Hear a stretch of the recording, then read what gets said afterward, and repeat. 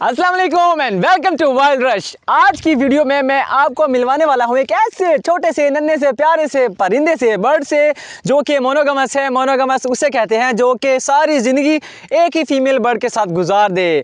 मैं तो मोनोगमस नहीं बनना चाहूँगा, तो उसके बारे में मज़ीद बताता चलूँ कि वो ऐसा चालाक शातिर परिंदा है, जब कोई जानवर या कोई इंसान उसके घोंसले के आसपास से गुजरता है उसको फील हो जाता है कि भाई ये जो है मुझे नुकसान पहुंचाने वाला है। वो अपने घोंसले के पास जाता ही नहीं है, दूर उड़ता रहता है और दूर से देखता रहता है जब तक वो जानवर या इंसान उसके एरिया से दूर नहीं चला जाता।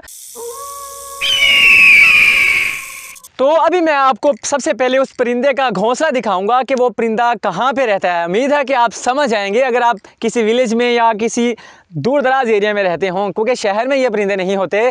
तो ये रहा उस परिंदे का घोंसला। चूँकि अभी ब्रीडिंग का सीज़न चल रहा है तो मैं इन परिंदों को पकड़ूंगा बगैर किसी नुकसान पहुँचाए एक ट्रैप के थ्रू, क्योंकि वाइल्ड रश में मैं आपको हमेशा अजीबोगरीब टेक्निक्स बताता रहता हूं। तो ये कुछ इस तरह से मैंने ट्रैप बनाया। ये मैंने एक ½ लीटर की बोतल ली है। यहाँ पे मैंने इस जो है पिन्ने जो आपको नज़र आ रही है इनको मैंने एडजस्ट किया है।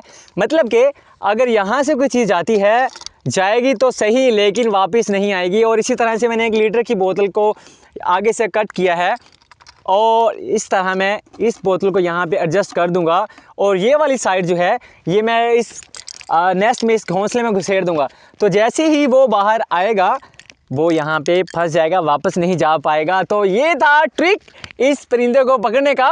अभी मैंने उस परिंदे को इस घोंसले में जाते हुए देखा है, तो इस वजह से मैं ये अपना जो ट्रैप है यहाँ पे एडजस्ट करूँगा और हमें इंतज़ार करना पड़ेगा कि कब वो बाहर आता है। तो अभी बारी है, अभी टाइम है इसको एडजस्ट करने का और इंतज़ार करने का।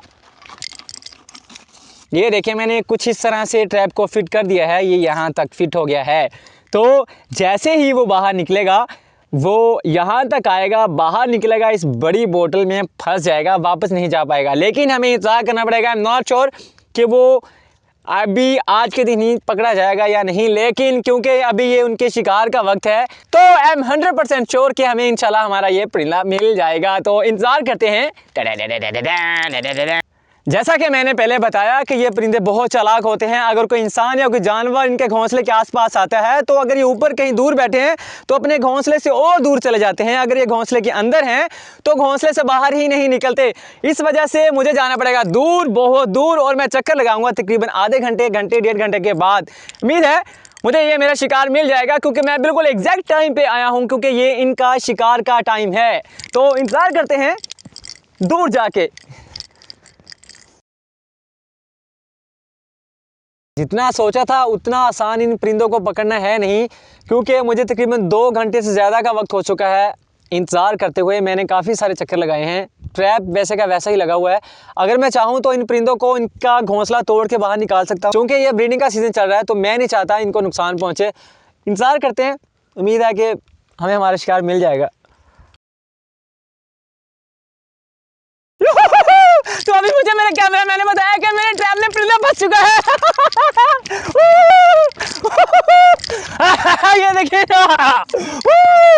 ये देखिए मेरा ट्रैप बिल्कुल कामयाब रहा।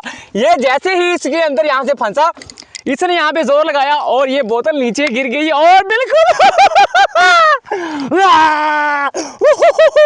तो अब बारी है इस परिंदे के बारे में मुकम्मल डिटेल बताने की। मैं आपको बता दूं, इसको मैं ज़्यादा तंग नहीं करूंगा, जल्दी ही इसको मैं रिलीज़ कर दूंगा। ये है हमारा ग्रीन बी ईटर। तो सबसे पहले तो मैं इसको ट्रैप से निकालूं ताकि ये ज़्यादा परेशान ना हो। ये इसकी होल, इसका नेस्ट, इसके साथ ही बैठ के मैं आपको इसके सारी इन्फॉर्मेशन बताने वाला हूँ। पहले तो मैं इस ट्रैप को जो है तोड़ के इसको बाहर निकालूं।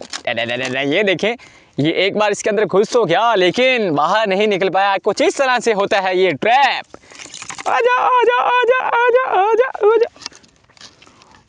सॉरी मैं तुम्हें जल्दी रिलीज़ करने वाला हूँ भाई। तो ये देखें दुनिया में इसके 27 से ज़्यादा इकसाम पाई जाती हैं। पाकिस्तान में ये 3 तरह के होते हैं। मेरे हाथ में जो बी ईटर है इसको बोलते हैं ग्रीन बी ईटर।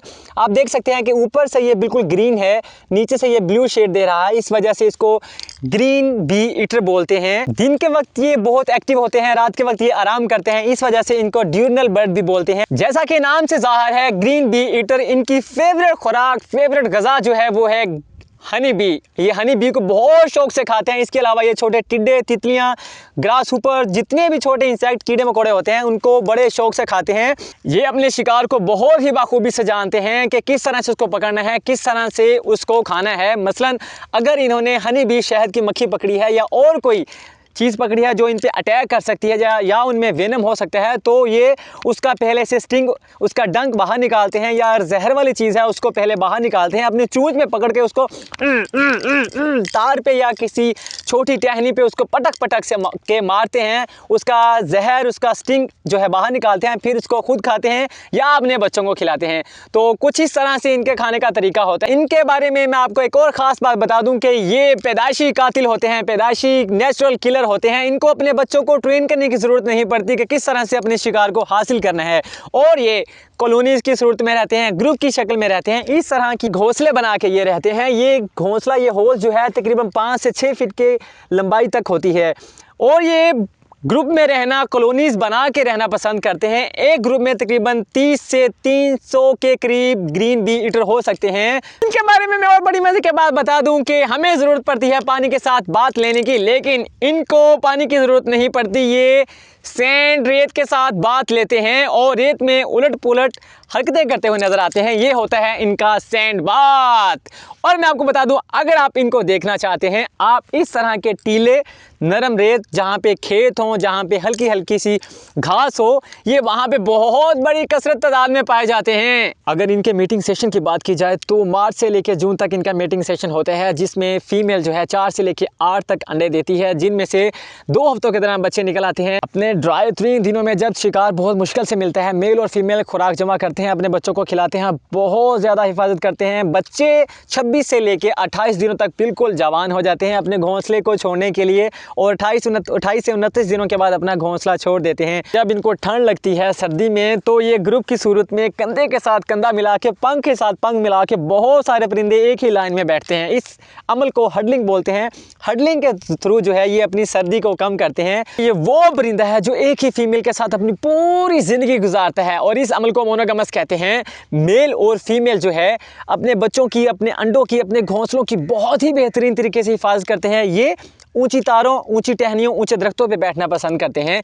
जब इनको लगता है कि कोई इंसान या कोई जानवर इनके घोंसले के पास, इनके बच्चों के पास, इनके अंडों को कोई नुकसान पहुंचाना चाहता है, तो ये अपने घोंसले से बहुत दूर चले जाते हैं, उस शिकारी को भटकाने की कोशिश करते हैं। आप इनके घोंसलों तक आसानी से नहीं पहुंच सकते, तो ये 12 से 18 साल तक वाइल्ड इन्वायरमेंट में ज़िंदा रह सकते हैं। तो ये थी ग्रीन बी ईटर के बारे में शॉर्ट सी ऑथेंटिक इन्फॉर्मेशन। उम्मीद है कि आपको मेरी ये वीडियो पसंद आई होगी। अब मैं ज़्यादा देर नहीं करूँगा, इसको रिलीज़ करूँगा।